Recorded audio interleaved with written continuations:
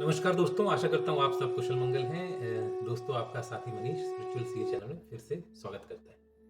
तो आज अध्याय 3 का शुभारंभ करेंगे, एपिसोड 103। और अध्याय 3 कर्म योग के श्लोक 1 और 2 पर विचार विमर्श करेंगे। तो अध्याय 3 में श्री कृष्ण जी क्या समझाते हैं? वो समझाते हैं कि सभी जीव अपनी स्वाभाविक प्रकृति के गुणों के कारण कर्म या कार्य करने के लिए बाध्य होते हैं। यानी हम सब कर्म के लिए बाध्य हैं और कोई भी प्राणी एक क्षण के लिए भी अकर्म या अकर्मा नहीं रहना चाहिए। तो इसके बाद श्री कृष्ण इस बात पर बल देते हैं कि सभी जीवित प्राणियों को भगवान की सृष्टि की व्यवस्था के अभिन्न अंग के रूप में अपने अपने दायित्वों का निर्वहन करना पड़ता है। यानी हम सब की अपनी अपनी कुछ ना कुछ ड्यूटीज हैं, रिस्पॉन्सिबिलिटीज हैं। जब हम भगवान के प्रति ऐसी सेवा भावना रखते हैं तो अपने कर्तव्यों का पालन करते हैं और तब एक ऐसे कर्म यज्ञ बन जाते हैं। तो यज्ञों का अनुष्ठान वास्तव में स्वर्ग के देवताओं को प्रसन्न करने के लिए किया जाता है, लेकिन कर्म के द्वारा यज्ञों के प्रतिष्ठान के माध्यम से हम सांसारिक सुख समृद्धि के साथ साथ निर्वाणा यानी मोक्ष की तरफ अग्रसर हो सकते हैं। So we begin in the third chapter with a question from Arjuna. And it's a wonderful thing to see the give and take between a student and a teacher. And this conversation has been coming in Bhagavad Gita amongst Arjun and Sri Krishna many a time, making it more accessible and human. So the teacher is ready to teach and make the people learn it. So let's dig it little deeper with more and more Arjun's questions. तो तत्पश्चात अर्जुन पूछते हैं कि लोग अनिच्छा से पापपूर्ण कर्मों में प्रवृत्त क्यों होते हैं? क्या उन्हें बलपूर्वक पाप कर्मों में लगाया जाता है? तो परम प्रभु श्री कृष्ण बताते हैं कि संसार का सबसे बड़ा शत्रु केवल काम वासना है। तो जिस प्रकार से अग्नि धुएं से ढकी रहती है, दर्पण धूल से ढका रहता है, उसी प्रकार से कामना जो होता है वो मनुष्य के ज्ञान पर आवरण डाल देता है, यानी मनुष्य के ज्ञान को कवर कर देता है और उसकी बुद्धि का धीरे धीरे विनाश करता रहता है। फिर श्री कृष्ण अर्जुन से कहते हैं कि हे अर्जुन, इस कामना रूपी शत्रु का संहार कर दो, जो पाप का मूर्त रूप है, और अपनी इंद्रियां, मन और बुद्धि को वश में करो। तो पिछले चैप्टर 2 में भगवान श्री कृष्ण ने कर्म योग का टॉपिक बताया था, जिसमें इंसान बिना स्वार्थ के काम करता है, लेकिन बाद में उन्होंने हमेशा रहने वाले तत्व के ज्ञान के बारे में बात की। अर्जुन जी ने इसका मतलब शायद गलत तरीके से सोचा कि ज्ञान समझदारी से बेहतर है, यानी कि कर्म के बिना भी ज्ञान की सिद्धि प्राप्ति की जा सकती है। और वो साफ करना चाहते हैं भगवान श्री कृष्ण से कि क्या वो सही सोच रहे हैं। तो दोस्तों, चलते हैं श्लोक 1 और 2 chapter 3।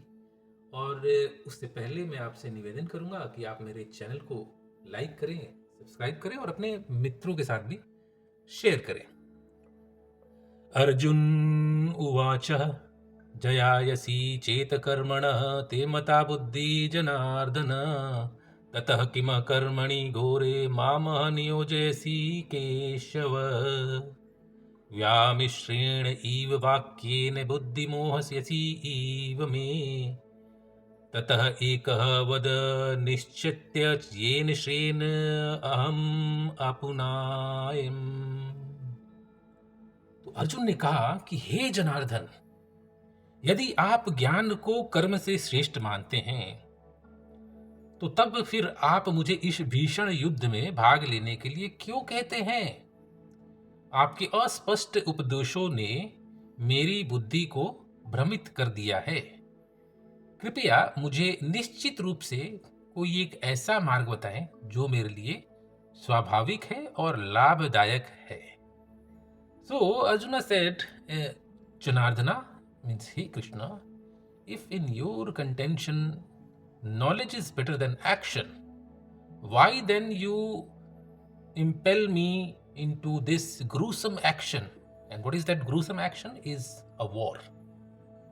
So with words that are seemingly contradictory, you seem to confuse my mind, hey Krishna, deciding for good which is better. Tell me the one thing by which I shall gain liberation.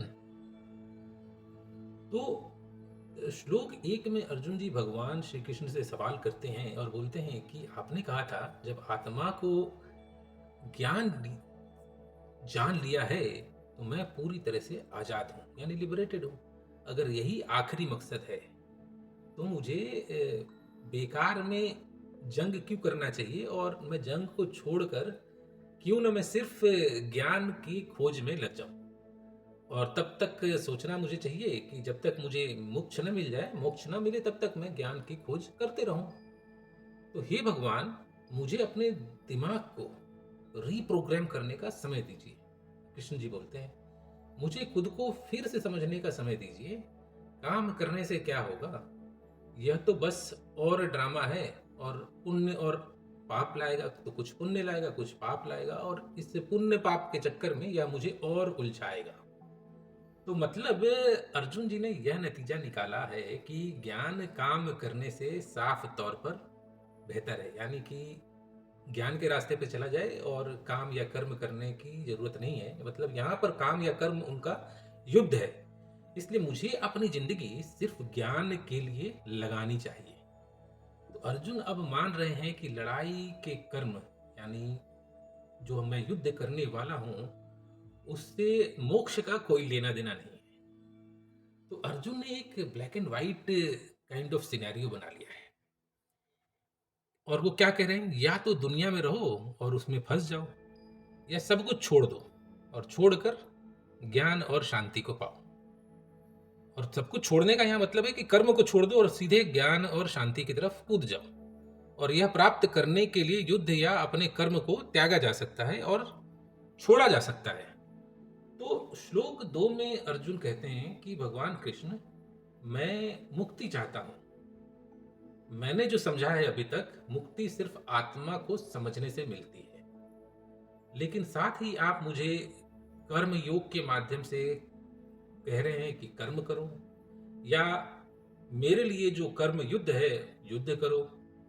और आप अपने आप को 2 रास्तों के माध्यम से ही मुझे मोक्ष की प्राप्ति की ओर, मुक्ति की प्राप्ति की ओर ले जाने के लिए कह रहे हैं। So Arjuna says that on one hand you ask me to gain and understand the knowledge, on the other hand I am asked to do actions or karma which will keep me in paradigm of limitations.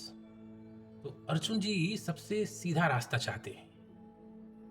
मतलब उन्हें लग रहा है कि दूसरी तरफ घास जो है वो ज्यादा हरी है, और ये भ्रम है। मतलब अर्जुन जी युद्ध नहीं करना चाहते।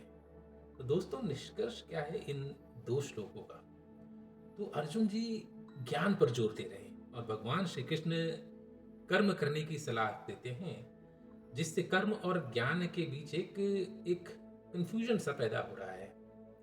वह युद्ध के मैदान को छोड़ना चाहते हैं। यानी अर्जुन कहते हैं कि युद्ध की क्या जरूरत है, मैं सीधे ज्ञान को प्राप्त करने के लिए प्रायोरिटी या प्राथमिकता देता हूं। उनका मानना है कि कर्म से सिर्फ उलझन होती है। जब हम काम करते हैं तो कंफ्यूजन और उलझन होती है, और इससे मुक्ति का कोई लेना देना नहीं है। अब दो अर्जुन को कृष्ण जी की शिक्षाएं जो है वो कॉन्ट्राडिक्टरी या विरोधाभासी लग रही हैं, जो उनकी गैर सूक्ष्म सोच को दर्शाती है। तो अर्जुन मुक्ति के लिए एकल यानी एक सीधा मार्ग चाहते हैं, और वह ये देखने में असफल है कि ज्ञान और क्रिया को कैसे कंसोलिडेट या एकीकृत किया जा सकता है, और एक निर्देशात्मक उत्तर की तलाश में है। यानी अर्जुन जो है अभी एक क्वेश्चन की तलाश में है, और उस क्वेश्चन की तलाश से ज्यादा उस क्वेश्चन के सॉल्यूशन के बारे में श्री कृष्ण जी से जानना चाहते हैं। तो Krishna ji categorically states that no one can remain truly actionless even for a moment. Everyone, all of us have some or other duty, and that is our karma, and that we have to perform. So Krishna ji साफ साफ कहते हैं कि कोई भी एक पल के लिए भी बिना काम के नहीं रहता है और नहीं रह सकता है। हर किसी का फर्ज है और हम सब उस फर्ज के लिए काम करते रहेंगे। The message is clear with Lord Krishna's clarification for Arjun and for all of us. It is not a choice between knowledge and action, but their harmonious integration through selfless, duty-bound action. तो दोस्तों, इन संदेशों के साथ आज का episode समाप्त करते हैं। विदा लेते हैं दोस्तों। सुख का सदैव सदैव अनुभव करें।